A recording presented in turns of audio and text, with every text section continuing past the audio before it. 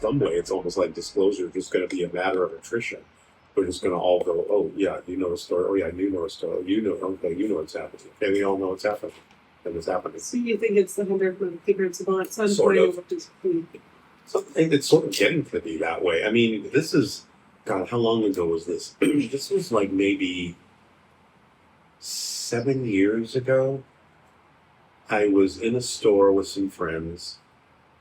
They had a lot of those T-shirts that have, you know, pictures of gray aliens on it. And there were these like 15, 16-year-old kids in there. And just out of curiosity, they were looking at some of the shirts, and I just kind of asked them, like, what do you know about them? They knew everything. Everything. They were like totally on top of all the latest information about UFO reports and graves and all of this stuff. And I was like, okay, the next generation, this is not going to be a surprise. It's just going to wake up in the morning. And it's like, yeah, it's the way it's always been, of course. Ever since, 1969, anybody born after that has always lived in a world where we've been in space. So that's normal for them to think about the idea of space being a place to be and to live, and that beings can come from there. That reminds me of a question I have about, and this pertains to disclosure, about why disclosure is like taking so long. And one of the things that that I believe to be true is universal law, that we're supposed to know these things. And I call Hollywood a loophole, where they're disclosing, but they're labeling it as entertainment. Right. Can you explain that, how like maybe some of these messages have been sort of convoluted in what they really mean? Well, again, I think there are different ways that we pick up on the facts that exist, and that especially when someone is behaving creatively and artistically, they're going to pick up on stuff that's in the ethers, and they're going to bring it through in whatever way their imagination deems appropriate. And so we definitely have been getting, whether intentionally or not, feeding us information about the possibility. You know, a lot of times it's displayed negatively, a lot of times it's displayed positively, but again, it's displayed. So the idea itself that ETs exist is not foreign. You know, there's still a lot of questions and fear about, you know, whether they're bad or good, but we're getting through that as well. But nevertheless, it's almost not really a question anymore that there should be ETs, especially now when we have discovered all of these extrasolar planets, you know, thousands and thousands of them. Even mainstream scientists, while they may not believe the ETs can get here, are all pretty much in agreement that it would be sort of ridiculous if there were no ETs on other planets. So we've at least gotten to that point in our collective consciousness. Now, of course, there are subgroups that have different experiences and know that there are ETs here and that it's not a problem for them to get here at all. And they don't think of it as any more difficult than us deciding that we can fly to another country. You know, so that's just the level that they're at in their technology and their awareness of how things work in the universe. And we're slowly getting to that point. There are now actual theories in the scientific community that we do have the ability to circumvent the speed of light. We just don't have the technology. But the math works. Now, I'm not saying we go faster than the speed of light within physical reality. It's literally about taking the fabric of space-time and wrapping the ship in a bubble and moving that bubble of space-time faster than light, because there's no law that says that space-time can't move faster than light. It's only that you can't move faster than light within space-time. But space-time itself can have an infinite speed. So if you're able to actually take a bubble of space-time with you, you can travel as fast as you want. There's no limit there. There's no barrier to that. And it doesn't break the laws of physics at all, as we understand them. So we're getting around those issues bit by bit. But at the same time, our own consciousness can switch us to another place where that exists anyway. Well, of course, that's a whole other level of understanding. That's the level Bashar's people are on. but our level of understanding is still very much on the nuts and bolts side of travel, as opposed to the energetic and vibrational side of travel. But, he's given us some hints and some clues and some experiments to actually physically do that demonstrate the vibrational aspect of movement and travel, and how things are all just about reorienting the concept of your location in space and time by changing your frequency to adapt to it. So he has been sort of giving us little breadcrumbs about experiments to do. Some people have started them. Some have taken them a little farther than others. And some of them, despite the fact that he's described these experiments in very detailed ways, haven't done them at all. So to him, that's like, well, I'm giving you this information. If you're really not interested enough to do the experiment, that tells us a lot about how ready you are or aren't to interact with us. Because anything that they share with us in terms of information, they watch very closely what we do with it and what we don't do with it. And that tells them how close we are and how ready we are for contact. That reminds me a lot of what we were talking yesterday, that like if you go to a party, like a human party, and you want to talk to someone, but they aren't reciprocating and they're not like interested in talking to you, then you probably won't keep talking to them. Right. And it's no different. Our other friends, our galactic friends, if we're not having a positive reciprocation of energy back towards them, what's the point? They don't do points. They don't want to interact because they leave us alone to our own devices because they do have a non-interference directive. That's one of the things that sci-fi writers did pick up on that is real. They can only assist, they can guide, they can't really intervene except in extremely rare circumstances that would affect them too. So they have to let the culture grow, they have to let it be on its own, they have to let it make its own decisions and determinations for itself. They can't really go against that. But they can see if we're willing to go in a new direction by dropping hints and giving information, saying you might want to look at something like this. But if we don't, then we don't, and they'll move on because it's not like they don't have other civilizations to deal with. Right. We're not the only kid on the block by far. Do you think as humans we're kind of children-like? Yes and no, both. Because we are, in terms of the fact that we have chosen this physical reality to learn things from a new perspective, so we are growing in our understanding like children. At the same time, from the spirit level, Bashar says, you're not kindergartners, you're a graduating master class. Earth is a tough school. It's a very dense reality. You're dealing with issues of negativity and all sorts of limitations. But he says you have to be a very strong soul to have chosen that. So a lot of other civilizations are actually watching us and learning, saying in essence, hey, if they can transform such darkness into light, if they can transform limitation into freedom and negativity into something positive, being in a reality that dense, that tough, and that forgetful, maybe we can too, because we're not as steeped in that kind of density. So Earth is actually teaching other civilizations how to transform things on another level altogether because they just don't have the same degree of density that we do. And if we can do it, they can do it.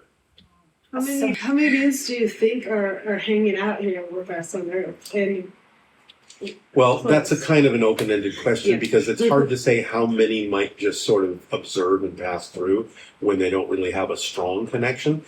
There are, as far as I understand it, probably somewhere in the neighborhood of at least a dozen civilizations that have a strong interest in what's going on here and are actually participating in some way, shape, or form in guiding us and helping us and taking measurements and observations and learning and seeing what's going on here and are very interested in our transformation.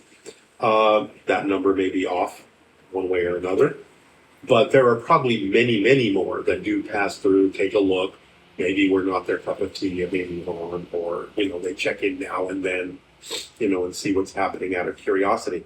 But I think there's definitely a core of ETs that is very interested in what's going on here and have been for quite some time, maybe even thousands of years. Because I think a lot of the ancient stories of things like gods and angels and things like that were probably ETs. And it's just been sort of misinterpreted and folded into our mythology, and at this point, it's all just folklore.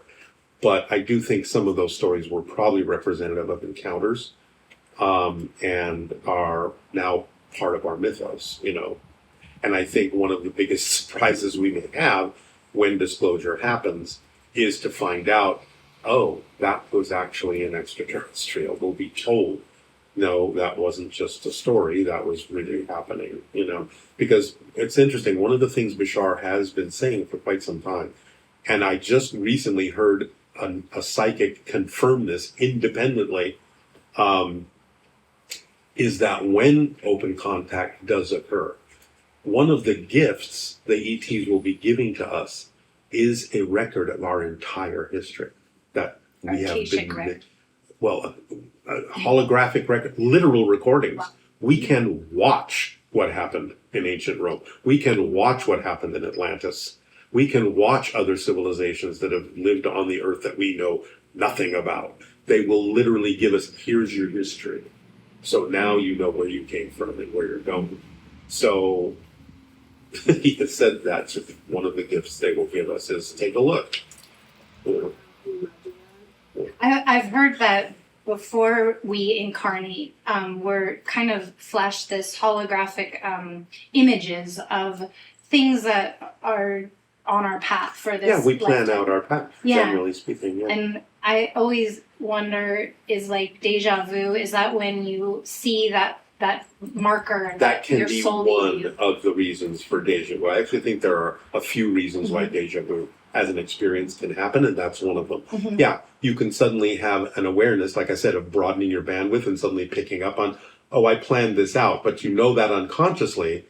But then when it actually manifests in physical reality, go, why does this feel so familiar? Because you already know you planned it out and you're connecting to your soul path. Yeah.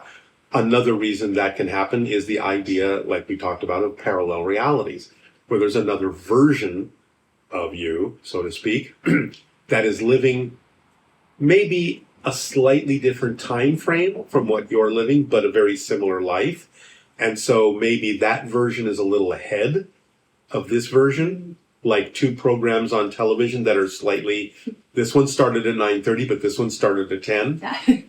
So this program's a half an hour ahead of you, right?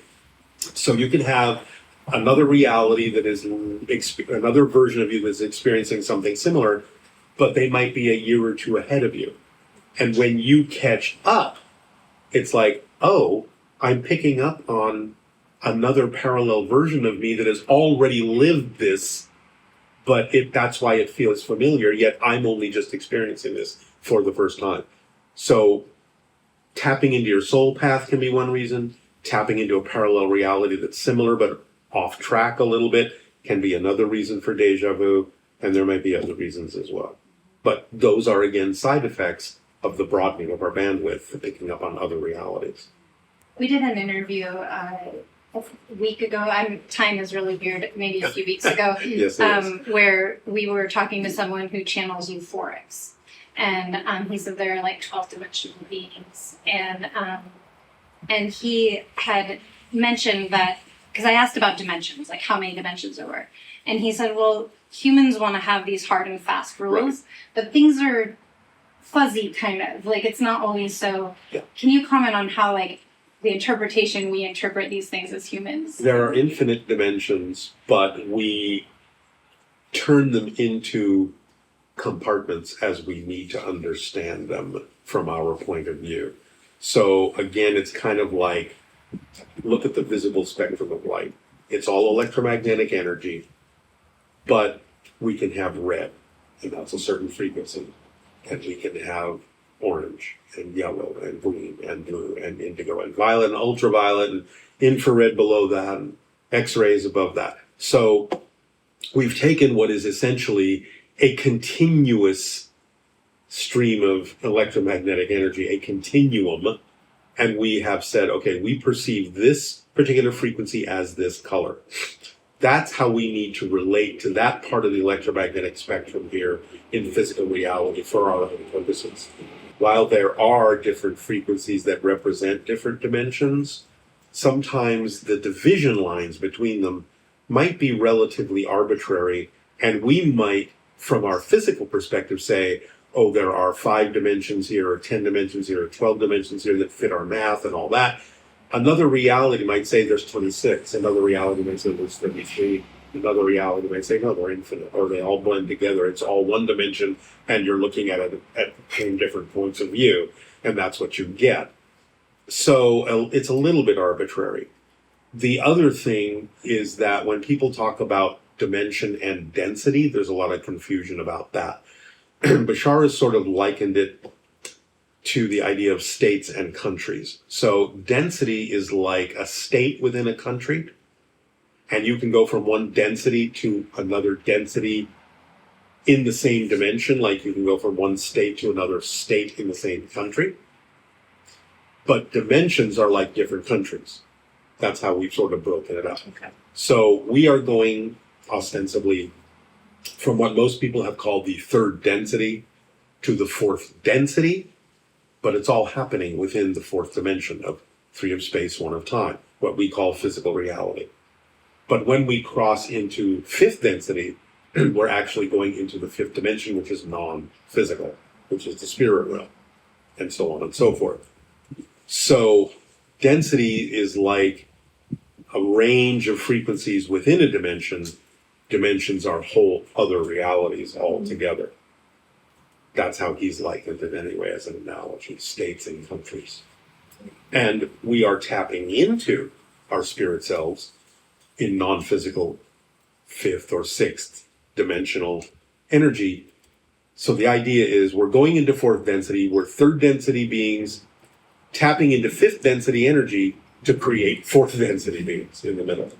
So it's a fusion of the idea of our old selves, our future selves, and creating a new present self in a higher frequency of physical reality, which we typically refer to as 4th density physicality. So recently we went to Bella Instagram meeting, us and Naida, another team member, meeting against the rock. And we felt very strong. We all had similar meditations and they were very unique. You know, so we were picking up on something. I felt like we were going back and forth in this energy that was there. Well, I know you have a lot to probably also synchronizing with one another too. It was really surprising, the feelings. I had a feeling that energy moved through my body and it almost like birthed out. Mm-hmm. And Nyla had a similar feeling in a she explained it differently, but it was, and we both were like looking at each other like, how did that happen? And then she had the same thing, almost the opposite direction though. It went like this way. Right. And Nyla and it went this way. And so we were just like, whoa, that, you know. Right. Well, again, you're creating your own collective consensus.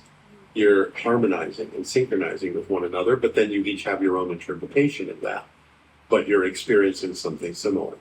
So, you know, you can create a mini consensus within the larger collective reality, and we all do, because there are people of like mind in this group, people of like mind in this group is different from this group, and so on and so forth.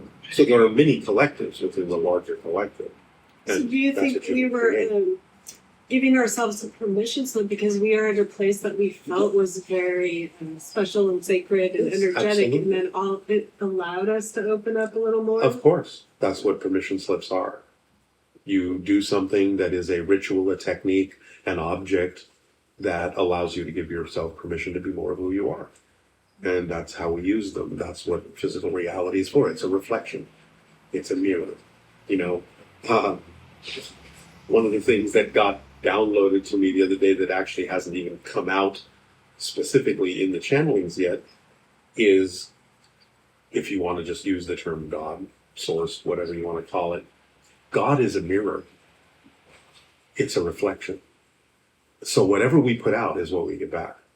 So it's just reflecting what we are. It gives us the opportunity to decide whether or not we want to keep reflecting that, because it's unconditional. Just like a mirror unconditionally gives you whatever expressions on your face. It doesn't say, oh, you should be smiling if you're frowning, or you should be frowning if you're smiling. It's totally unconditionally non-judgmental.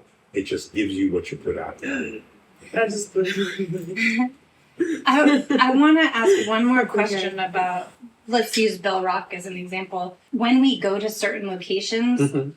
I feel like it activates different things. So are we working with the electromagnetic energy of that location? Well, yeah, Bell Rock is the center of the Sedona vortex, and that's why Bashar's ship is straight above it.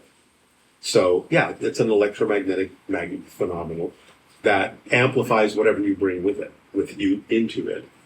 That's what a lot of vortices are all about. They're portals, they're vortexes of energy. It's sort of the chakra system of the planet, so to speak. And each one has its own kind of flavor, its own kind of energy as to what you experience when you're in that particular energy center or vortex. So, yeah, whatever you bring, it amplifies, it magnifies, it allows you to work with it a little bit more strongly. And so, if whatever you're attracted to is what will work for you. That's why you're attracted to it. That's the permission slip that's aligned with your belief system. That's why the attraction exists. So, going back to Bell Rock and Bashar being up there, we'll talk a little bit more about that. Where it was the ship's. Well, again, he's adding his energy, the energy of his people, to our energy through that vortex to sort of smooth out our transition a little bit, so it's not so bumpy. So they're kind of giving us a little bit of calmness and ease, and whatever we bring into that vortex can be experienced as a transformation that's a little bit easier for us, so it's not so jarring. So they're helping soften our experience a little bit that way too. But he's also basically said, you know, the height of his ship changes according to the energy that they experience of our readiness for contact. So when certain things happen on the Earth negatively, his ship goes up. When they happen more positively, his ship comes down. So he's literally acting like a barometer of how ready or not we are for contact to occur. And he's saying there are ships over every major vortex on the planet, sort of, again, gauging and adding their energy and seeing what we do with it. And the closer they come, the more ready we are. The farther they go, the less ready we are. They're literally using our energy as a permission slip to let us decide when are we ready for them to come closer and closer and be here. It's kind of weird, weirding me out. The energy's like flowing right now because we were there laying back, contacting Bashar, hoping to talk to you. And now here we are, somehow miraculously. That's the way things happen. It's like, I feel like it's spinning around right now. I know. And What came first? Get another used to it, thing, it doesn't matter. yeah. Another thing that happened when we were there is that every city we tend to go to, when we arrive, there's a lightning storm. It's happened Yes. multiple times over and over. Well, we arrived at Bell Rock right when we got there. Lightning started, and it started raining. That's very rare in Sedona for that to happen. And we realized we were the only 3 on Bell Rock for about an hour. Cool. There was no one else there. And we called my daughter who channels, she's 8, and we asked her, we did a FaceTime with her, and we said, we're here, and can you tell us what the beings that are here on Earth? And she goes, Mom, they're not on Earth. And we were like, oh. And she goes, they're above you. We were at Bell Rock. And we were at, and like, do you see anything right now? yeah, we were like, and so then, we hung up the phone and then we did our meditation. And then right after, when we got down off of Bell Rock, is when you responded to her email. It's all about timing. It's like, it was It's all so, about timing. So weird. like that sort of serendipity and coincidence. But there is no coincidence. There's Yeah. no accidents. Yeah. See, synchronicity is physical reality's way of showing you that everything is connected. That's the best it can do, is connect things in timing that are even irrelevant. But that lets you know those things are all one thing, and you're just getting whatever perspective of it you need that helps you move forward It's holographic, so it can give you the perspective you need. It can give you the perspective you need, me the perspective I need, all at the same time, because it's all different facets of the same one thing. Synchronicity is showing us that it's all an orchestration. It's all planned out in a way. You are part of it, whether you know you are or not. Even if something is happening that isn't necessarily real obvious as to why you're part of it, you're there to help someone else be a part of it. So even when, let's say, you're stuck in a traffic jam, you're there for a reason. You don't know what that reason is. You may never know what that reason is. But you're helping someone else. You're forming something that someone needs to experience, and you're willing to be a part of it. And it may have something to do with you. You don't know.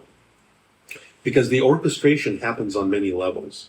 Because it's not only the orchestration happening in physical reality, there's an orchestration happening with your spirit guides. There's an orchestration happening with your soul family. There's an orchestration happening with your own oversoul and up and up and up. So all of it working together, you don't know exactly why this is happening the way it's happening. But if you flow with it, you just know everything is working. I mean, let's say you're in that traffic jam. How do you know that if you were going 65 miles an hour, you wouldn't have gotten into an accident 5 miles down the road if you hadn't been stuck in this traffic jam? You don't know. You just have to assume that it's working for your timing or it's working for someone else and you're willing to be a part of it. Because on that level, we are willing to support the whole. Even though we may think of ourselves as individuals and, gosh, I really need to get where I'm going. If you're not getting there, no, you don't. Well, I kind of got that. I got the concept of things are always working out for me. For example, before. But the second part of it, that it could be helping someone else, like Absolutely. the 1-2 punch of those two together. Absolutely. It was really good. Because we are a community and we have all agreed to be here at this time. And therefore we are being of service to each other in some way, whether we know how or not. I noticed that when you put your intention forward that you want to be in service, since January I've been meditating and just asking the universe to place me where I'm most needed. Exactly. Because I just have a random skill set of things I can do. So where am I most needed? And it's really nothing about me. It's more about like, how can I help people the most? Right. And I feel like once I set that intention, it's like just very clear. All these things happen really perfectly timed and really wonderful. That's why I say it's all about time. And I think that intention of putting yourself in service, I think that can help. Well, that's basically what Bashar means by the first principle of the formula of acting on your passion. You're acting on your passion in service to humanity. Because if you're serving the whole supports you. If you're just serving yourself, you're isolating yourself and cutting yourself off from the support you could be receiving from the whole. So the way it actually works best is to serve others, you get served automatically because you're part of the whole, because you're serving the whole. So true. I know. Yeah, that's why true intelligence thinks in terms of whole systems, not in terms of pieces. It thinks in whole systems, and the whole system coordinates all the pieces. If you're trying to work it from one piece at a time, it's just too much for us to handle. There's just too many details. But if you look at it from the whole system, all the details have a place, and when we're working with the structure of the whole, every piece knows exactly where it belongs. And it will come together in perfect timing, because perfect timing is part of a whole system. That's what happens. It's not always the timing we want. It's not always the time we want, Yeah. but it is always the timing we need. Yes, yes. Or it's helping someone else. And that's still part of the timing. Yeah. Because again, it's all about being of service. And this is kind of a different topic, but you had mentioned timelines, and I just heard something before where you mentioned JFK gave disclosure. Where In another parallel reality, the idea Can you tell was, that story a little bit? yeah, as we change our present, we also change our past. Because if you are really becoming a different person in the present, from the linear space-time point of view, having become that different person has to make sense linearly. So you have to have had the kind of past that would actually result in you becoming this different person. Therefore, anytime you change in the present, you automatically change the past to be the logical past you would have had to have become this person. Now, this happens on an individual level and it happens on a collective level. So he was saying, whatever you think of as history is the history you're creating now. That would seem to have always been the history because that's what makes sense to who you think you are now. But you don't know that 5 minutes ago, when you were different people, that you didn't have a different history entirely. So what he has said is, there is a history that he's aware of, where Kennedy revealed the existence of extraterrestrials before humanity was ready for it. And it caused a disaster to happen. And so collectively, we changed our history to be that he did not reveal it, and it is still not revealed, because that's what's protecting us from that disaster in this timeline. It gets a little heady, and it gets a little weird when you start going into these kinds of multidimensional parallel reality what ifs. Yeah. But that is a parallel reality that does exist separate from this one. But we've shifted our collective consciousness to this timeline because we didn't want to experience that disaster. So we just took a right turn, and here we are. It makes me wonder if, like the end of the Mayan calendar in like 2012, like I wonder if that, was a timeline where 2012 was the end. In some realities, probably, but it usually was more representative of the end of a cycle and the beginning of a new cycle, which it was for us. Yeah. And we've gone through other cycles as well. So we're now going into another one. Most recent prediction Bashar made was that somewhere around the end of 26 and the beginning of 2027, there would be some kind of a UFO event that would start to let people know we're not alone. Now, he won't say what it is. He won't describe exactly what that means. But he is saying that's coming up just a couple of years away, where it will shift our thinking about our relationship to the idea of extraterrestrials. But he's not saying what the reason for that experience or event will be yet. I wonder if a lot of it is like up to us as a group of humans to kind of ripple this knowledge even out and do the work. Well, it is, because the only time he is willing to make a prediction is when the collective consensus has enough momentum behind something that it's unlikely to change. Because basically he's saying there's no such thing as a prediction of the future. Any prediction that is made is sensing the energy that exists at the time the prediction is made. And if it doesn't change, then yeah, it comes to pass. But knowing about the prediction can change it if you don't want it to happen. And so you take another course. It doesn't mean the original prediction was wrong. It simply means it made itself obsolete by letting you know about it. And then you changed the path. You changed the energy because you didn't prefer that. So the only times he's actually made a prediction is when he says, there's just so much momentum behind this in your collective consciousness that it's not likely to change, or not change very much. Because he did that in 1998 when he predicted that by the end of 2001, there would be a terrorist attack in New York. He said that's just unlikely to change. There's just too much momentum behind it. And again, he said in 2016, referring to the elections in the United States, he said everything's going to change after 2016. I think we can agree that happened. Yeah. So now his next one is 26, 27, somewhere in there. Something's going to happen that's going to sort of turn on the light bulb with regard to the existence of extraterrestrials. And things will start being different from that point forward. We're in kind of a humanity reset. Other psychics have talked about this between 2020 and 2050. This 30-year reset where we're really shifting into a completely different perspective of what we can be, of what humanity can be, and where we can be headed. So we're really just at the kind of the beginning of this, but there are definitely events and markers that are going to be happening. The first one of which may be in a couple of years. We'll see. But he hasn't been wrong so far, so we'll see. Yeah, one of the downloads I've gotten, and sometimes the words are very brief, but is do the work.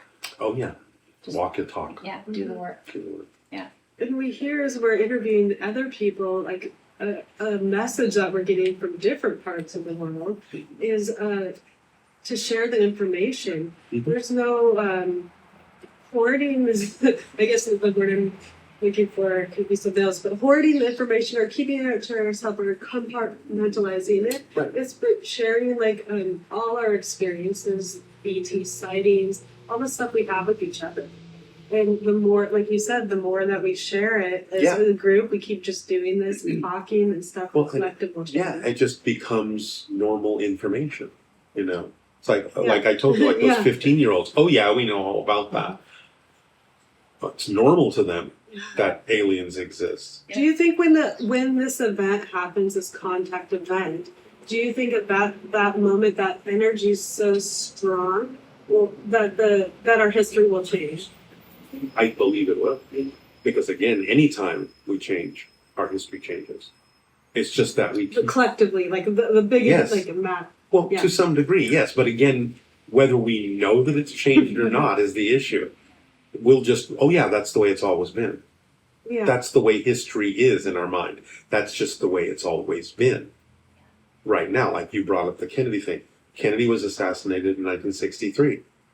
Everyone knows that's just the way it's always been, even though it may not have been that way before, 5 minutes ago. But that's the way it seems like it's always been, because the concept of history has to make itself seem like that's the way it's always been, or it's not the concept of history. And also, the history that we're taught is somewhat of programming. You Yes. know, because as a young child, you're not you don't have the choice of what to learn so much. Sure. You're just kind of given this Exactly. information. So, Right. can you talk about programming just a little bit? Well, whatever information you're giving that programs you then does create the history that goes with it. And that's why many people may feel stuck in a certain way, because what they're taught may not contain the tools they need to break out of cycles that they believe are contained in their history. So even if they have had certain experiences that have created trauma within them or difficulty in changing in the way that they would like to, the programming and the ideas they've been fed give them a history that makes it seem difficult to change. That's baked into the way they think about their past, instead of understanding that it's actually baked into the way they think about their present. And they simply haven't been given the tools to know how flexible their present is, and that they can use that flexibility to change the effects of what they consider their past to be. Because every moment is a new moment, and all they're doing is creating over and over and over again the things they are calling events from their past, but are actually recreating in their present over and over again, because they have not been fed the tools they need to make a switch. That's, again, what Bashar and other beings are doing, is giving us new information to reprogram ourselves so we can understand how powerful and how flexible we actually are in the experience we call physical reality, which is our projection after all. So, And Bashar gives us tools to change our belief system. exactly, because it's the beliefs that perpetuate your experience of physical reality. It's the beliefs that reinforce the idea that this is a solid fact when it's not. So when you can change your belief, you change your experience of physical reality. The beliefs are the blueprint that we build physical reality out of. So you change the blueprint, you change the structure of the house you're living in, right? Mhm. And so you can work it that way. So if you really aren't comfortable in the house you're living in, go back to the blueprint and find out what's off kilter. Change the blueprint, rebuild the house. That's the way it works. Is there a message that Bashar wants to give humanity today? Like anything important to say? Yes. Well, I mean, the bottom line from his perspective is follow the formula. I've given you an instruction manual. Now, you can do it however you want. It's up to you. It's your life. I'm not going to tell you you should do this or you shouldn't do that. What I'm telling you is this works. It's not a philosophy. It's not an opinion. If you're holding a red rose and I ask you what color is the rose, is it an opinion that you say it's red? No, you're making an observation. What he's giving us as the formula is actually their ability to see the structure of existence and how it actually works and how we're using it to create our physical reality experience. So he's simply saying, look, just like you would use an instruction manual to operate a piece of machinery, here's the instruction manual how to operate the machinery of your physical reality. Don't add any more instructions. Don't take any instructions away. Just follow the instruction manual and the machine will work as advertised to your advantage. Don't follow the instructions. The machine still works, but maybe not to your advantage. You may hurt yourself because you're not following the instruction manual. So it's as simple as that. He says one of the things you kind of have to get past is the idea that it can't be that simple. We are programmed to believe things have to be difficult in order to earn the result. Now, I'm not saying you don't have to do work. I'm not saying you can't face challenges. But don't define the challenges and the work in a negative way. Experience them as creative and fun and learning experiences and growth experiences that give you what you need to be more of who you are. It's the way you approach it and the way you define it that determines how you experience it. So to him, I think that would be the most important message is you're in charge of your reality because the universe is unconditional. And if you say these things are negative, the universe is going to say, okay, they're negative. And you will experience them that way because I support you unconditionally. But likewise, if you say, no, I'm going to approach this from a positive point of view, that doesn't mean you start calling negative things positive things. But you stay in a positive state because you know anything can serve double duty. So even something that was originated from a negative position can still be a learning lesson that you can use in a positive way. And you can go in a positive direction from. So make that choice. So our greatest power is the freedom to choose. Make the choice that you prefer. That's the way you will experience your life. And it will build and snowball from there. So just keep moving in that direction. That's all you have to do. Because again, the universe will support you. Positive, negative, it doesn't make a distinction. It's not going to contradict you. If you want negative experiences, the universe supports it. If you want positive ones, the universe supports it unconditionally. I think a lot of people need to go get a dictionary and look up that word, unconditionally. You're in charge. You're the one that gives life meaning. You're the one that gives it definition. The universe says, whatever you say goes. Like a mirror. God is a mirror. Yeah. It's a mirror. Wow. What could we personally do, like every day, to initiate contact? To Follow the start formula. The formula. It's all built in. It brings you everything you need, including the experience of connecting to whatever beings are relevant for your life, human or otherwise. It leaves nothing out. It's a complete kit. That's why he gives it to us. Then we don't have to overthink it. We don't have to overcomplicate it. We don't have to ask so many questions. What about this? What about that? What about this? It's all contained in the formula. He is nothing if not efficient. And he's saying this is all you really actually need to answer every single question you have about this stuff. Mm-hmm. It's all there. It leaves nothing out. Just keep moving forward. Again, whatever needs to happen will happen in perfect timing. And you have to understand, it's not so much always about what you want. It's what you need that will fulfill you. Sometimes your wants and needs can coincide. But very often, our negative ego decides that it should want this and it should want that and everything will be better if we only get what we want. When in fact, everything will be absolutely fine if we get what we truly need. Because what we need is what moves us forward. But that's the whole point. So it's better like as we accept that, you know, that It's allowance. We don't have to Yeah. make things happen. We just have to allow them to happen. By being who we are, by being of service, by taking action, because action is the language of physical reality. It shows and demonstrates what you believe to be true. And therefore, just keep taking actions in the direction of service and positivity, and everything will acclimate to that. Because that's the structure that you have set out. That's the receptors you have created vibrationally. So only positive things can fill those receptors. Negative things can't. You're creating receptors for certain vibrations by taking certain positive actions. Only positive things can fill those spaces. Mhm. Negative things can't. They're not compatible. Just like the cells in the body. Receptors are designed to accept certain things. They're not designed to accept other things. So you cannot experience negative energies coming to you if you're at a certain positive vibrational level. You're just invisible to them. well, and that goes the same as contacting UFOs, Absolutely. aliens, Absolutely. and what we're afraid of is our own Fear. frequency. Yeah.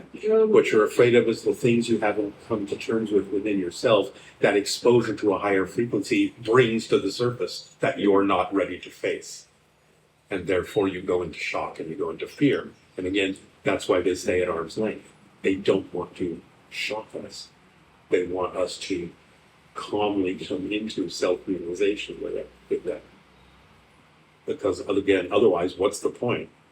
If they're trying to make contact, they want to make contact with people that are consciously able to make contact. Otherwise, if they just scare us to death, there's no contact. It's so true. It really It's a is. great perspective. Oh my gosh, and this happened to me in Egypt. This woman came up to me and she said, "What?" Like, I guess she sees things, and she's like, "I've never." She's like, "You have so many friends," like, and I was like, "Oh, you see me?" Like, Yeah. it was really a nice thing that someone saw We're connected to us. yeah, that there's, because I feel it, you know, but it was one of the few times in my like human life that I've had another human Right. say something like that. I know I had somebody do that with me once. There was a psychic, and she didn't know who I was at all, or what I was doing.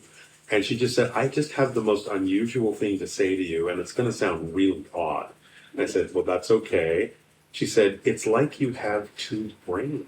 You have one that is connected to Earth, and another brain that's connected to the stars, and I don't understand it." I said, "I understand you perfectly." Yeah. It's nice to be seen sometimes that way, Right. because you're like, okay, that totally Yeah. makes sense. Yeah, exactly. Yeah. So, That's neat. thank you for doing this. I appreciate it. Yeah. Well, we appreciate you so much, and Thank spending you. time with us is really special. We're My pleasure. grateful. My pleasure. Thanks. Yeah.